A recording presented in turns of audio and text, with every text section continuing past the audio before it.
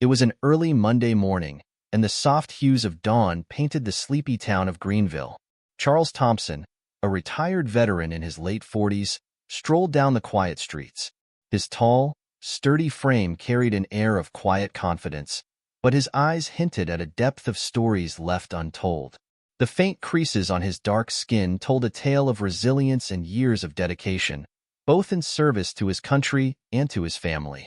Charles had served 20 years in the Army, witnessing the world's extremes, compassion in moments of camaraderie and the unrelenting cruelty of war. Despite his accomplishments, he carried himself with humility.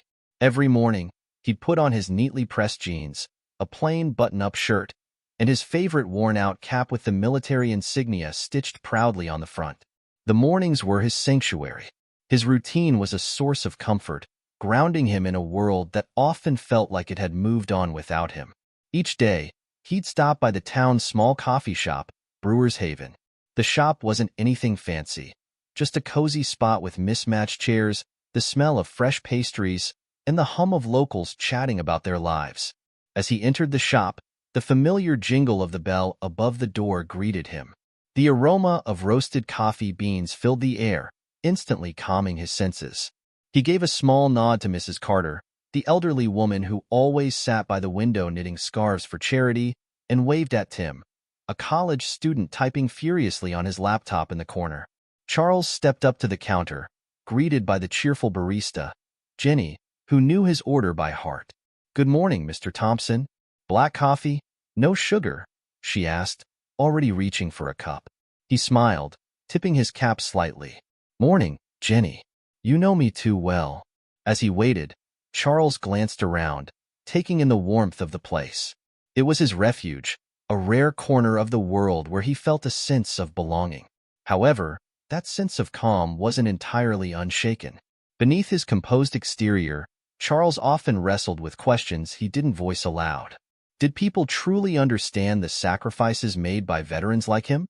Did his service matter in a world that seemed increasingly indifferent? These thoughts were like distant thunder, rumbling in the background but never fully breaking the sky. Today, though, something felt slightly off. Behind the counter stood a new face, a young man, perhaps in his early 20s, whose name tag read Eric. He seemed distracted, avoiding eye contact as Charles exchanged pleasantries with Jenny. The atmosphere remained pleasant, but there was an undercurrent of tension in the air that Charles couldn't quite place. Little did he know, this seemingly ordinary morning was about to take an unexpected turn. Charles reached for his wallet as Jenny handed him his coffee. Just as he was about to pay, Eric, the new cashier, stepped in. His tone was curt and devoid of the warmth Charles had grown accustomed to in the shop. "You forgot to show ID," Eric said flatly, his eyes barely meeting Charles's. Jenny looked surprised.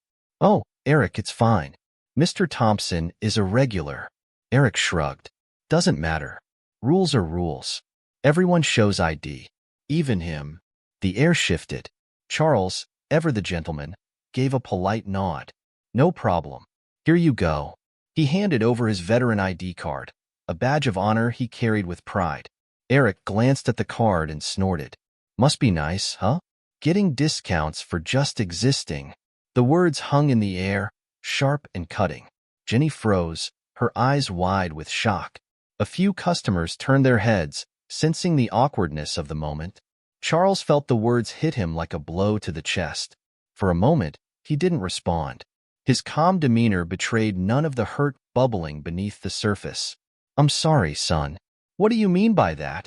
he asked, his voice steady but firm. Eric shrugged again, seemingly unfazed. "I mean, a lot of us work hard every day without expecting special treatment. Not everyone gets handouts just because they wore a uniform." A hush fell over the shop. Even the soft hum of conversation in the background ceased. All eyes were now on the counter. Jenny stepped in, her voice trembling with anger. "Eric, that's enough. Mr. Thompson has served our country. You have no right." "It's fine, Jenny," Charles interrupted, raising a hand to calm her. His voice remained composed, but his eyes held a quiet intensity. "Let the young man speak his mind." Eric hesitated, perhaps sensing the gravity of the moment, but too proud or too ignorant to back down. I'm just saying, some of us don't get the easy way out. Not everyone gets medals and parades. The words stung, not because Charles hadn't heard similar sentiments before, but because they came from a place of deep misunderstanding. He took a deep breath, choosing his response carefully. "You're entitled to your opinion," Charles said, his voice low and measured. "But let me tell you something. That uniform you're dismissing? It's not a handout. It's a promise. A promise to protect people like you, even if you don't appreciate it. And believe me, son, there's nothing easy about it." The room remained silent, the tension palpable. Eric shifted uncomfortably, but said nothing further. Jenny quickly completed the transaction, her hands shaking slightly as she handed Charles his change. As Charles walked to his usual table, he could feel the weight of the stares around him. He didn't want to make a scene, but the exchange lingered in his mind. It wasn't about the comment itself, it was about what it represented. Sitting down with his coffee, he took a sip, trying to focus on the warmth spreading through the cup rather than the chill left by Eric's words. But his thoughts wouldn't settle. He had faced far greater challenges in his life, yet this small moment of disrespect struck a nerve he couldn't ignore. Charles sat in the corner of the coffee shop, staring into his cup as if the swirling liquid might hold the answers to the questions running through his mind. He wasn't one to let words get under his skin, but Eric's comment had reopened an old wound, a lingering sense that, despite his sacrifices, many didn't understand the price of service. The quiet murmur of the shop returned as customers began whispering among themselves. A middle-aged woman approached his table cautiously. It was Mrs. Carter, the elderly knitter by the window. "Charles, honey, I'm so sorry you had to hear that," she said softly, her voice tinged with both anger and sadness. He smiled faintly, appreciating her concern. "Don't worry about it, Mrs. Carter. People are entitled to their opinions. But that doesn't make it right," she insisted. "You've done so much for this country, and you deserve respect." A few other patrons chimed in with murmurs of agreement, but Charles waved them off. "Thank you, but let's not make a bigger deal out of it." However, it wasn't long before the situation began to escalate in ways Charles hadn't anticipated. That evening, Tim, the college student who often worked in the coffee shop, posted about the incident on social media. His caption read, "Veteran gets insulted by a cashier at our local coffee shop." The man kept his cool, but the comment was disgusting. How can we disrespect those who serve our country like this? The post quickly gained traction, with hundreds of shares and comments flooding in. Some expressed outrage at the cashier's behavior, while others debated the broader issue of how veterans were treated in society. By the next morning, the small coffee shop was the talk of the town and beyond. Charles found out when Jenny called him. "Mr. Thompson," she said, her voice anxious, "I'm so sorry about what happened yesterday. Things have gotten out of hand." "What do you mean?" Charles asked, confused. Jenny explained the situation, telling him about the viral post. "People are calling for Eric to be fired. There are even reporters asking to talk to you." Charles sighed heavily, rubbing his temples. The last thing he wanted was to be thrust into the spotlight over something so trivial. "I never wanted any of this, Jenny," he said. "I know," she replied, "but it's out there now. The owner wants to address it, and he's asking if you'd be willing to meet with Eric." That afternoon, Charles found himself back at Brewer's Haven. The shop was unusually crowded, with curious onlookers hoping to witness the aftermath of the incident. Eric stood behind the counter, his usual smugness replaced by visible discomfort. The shop's owner, a kind-hearted man named Mr. Patel, approached Charles. "Mr. Thompson, thank you for coming. I wanted to apologize personally for what happened." Charles nodded politely. "I appreciate that, Mr. Patel, but I'm not here for apologies. I just want to understand why this happened." At Mr. Patel's urging, Eric stepped forward, avoiding Charles's gaze. I'm sorry for what I said," he muttered, barely audible. Charles tilted his head, studying the young man. "Son, do you even understand what you're apologizing for?" Eric hesitated, then shrugged. I didn't mean to offend you or anything. I was just frustrated." "Frustrated about what?" Charles pressed. Eric sighed, his shoulders slumping. It's hard, you know? Working minimum wage, struggling to make rent. And then people like you come in, getting discounts and respect for things you did years ago. It just doesn't seem fair." The room went silent. The tension was palpable, but Charles didn't react angrily. Instead, he leaned forward, his voice calm but firm. "Fair? You think I fought in wars, lost friends, and spent sleepless nights wondering if I'd see my family again because I wanted life to be fair?" Eric looked up, surprised by the weight of Charles's words. "Life isn't fair, son," Charles continued, "but we all have a choice about how we respond to it. I don't expect gratitude for what I did, but I do expect respect, for myself, for the people I served with, and for those who never made it home." The shop was silent for a moment before Mr. Patel stepped in. "Eric, I think you have a lot to think about. Why don't you take the rest of the day off?" Eric nodded and left quietly, leaving behind a room full of thoughtful faces. For Charles, the incident wasn't just about Eric's comments. It was a reminder of the disconnect between those who serve and those they serve for. That night, as he sat at his kitchen table, he reflected on the challenges veterans faced, not just on the battlefield but in the world they returned to. The next morning, Charles woke up to another call from Jenny. This time, her voice carried a mix of nervousness and excitement. "Mr. Thompson, I think you need to see this," she said. "What now?" Charles asked with a sigh. "It's Eric," Jenny replied. "He posted something online. I think you should read it." Charles wasn't one to keep up with social media, but Jenny insisted on sending him the link. Reluctantly, he opened it. It was a long post written by Eric, with the caption, "An apology and what I've learned." In the post, Eric admitted to his ignorance and explained the frustration he'd been carrying around. He revealed that his father had abandoned the family when Eric was a child and that his mother, a single parent, had struggled to make ends meet. Seeing people like Charles receiving respect and recognition had sparked a deep-seated resentment, even if it wasn't justified. "I realize now that my anger wasn't about Mr. Thompson," the post read. "It was about my own struggles and feeling like I'm stuck in a life that's going nowhere. But that's no excuse for disrespecting someone who's sacrificed so much. Yesterday, Mr. Thompson taught me something important. Life isn't fair, but we can choose how to respond to it. I'm sorry for what I said, and I'm going to do better." Charles leaned back in his chair, reading the words again. He felt a mix of emotions: relief that the young man had reflected on his actions, sadness at the pain Eric carried, and a glimmer of hope that perhaps, just perhaps, the world was capable of change. Later that day, Charles received another call, this time from Mr. Patel. "Mr. Thompson, I know this might be asking a lot, but Eric wants to apologize to you in person. Would you be willing to come by the shop?" Charles hesitated for a moment before agreeing. "I'll be there," he said. The coffee shop was quieter than usual when Charles arrived. Eric was waiting at one of the tables, his usual bravado replaced with a nervous energy. As Charles approached, Eric stood, fumbling with his words.